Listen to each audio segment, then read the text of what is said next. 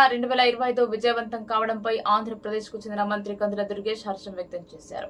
యోగా ప్రతి ఒక్కరి జీవితంలో భాగం కావాలని పిలుపునిచ్చారు. Yogandhra 2025 yoga for one earth one health పేరుతో రాష్ట్ర వ్యాప్తంగా మే 21 నుండి జూన్ 21 ప్రపంచ యోగా దినోత్సవం వరకు నెల రోజుల పాటు ప్రభుత్వం నిర్వహిస్తున్న యోగా కార్యక్రమాలు ప్రజలకు చేరువయ్యాయన్నారు.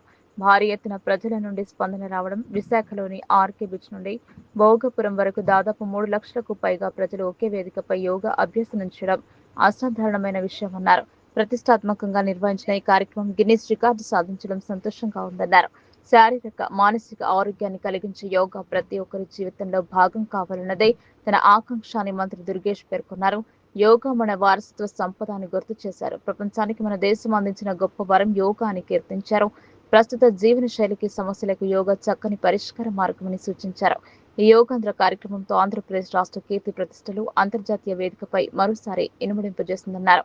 ఇదొక చారిత్రాత్మక విజయంగా అభివర్ణించారు. ఈ సందర్భంగా దేశ ప్రధానమంత్రి నరేంద్ర మోదీ, గవర్నర్ ఎస్ అబ్దుల్ నజీర్, ముఖ్యమంత్రి చంద్రబాబు నాయుడు, ఉప ముఖ్యమంత్రి పవన్ కళ్యాణ్, సహచర మంత్రులు, అధికార యంత్రాంగం ప్రజలతో కలిసి యోగా దినోత్సవ వేడుకల్లో పాల్గొనడం తన అదృష్టంగా భావిస్తున్నానని మంత్రి కందుల దుర్గేష్ ఒక ప్రకటనలో పేర్కొన్నారు.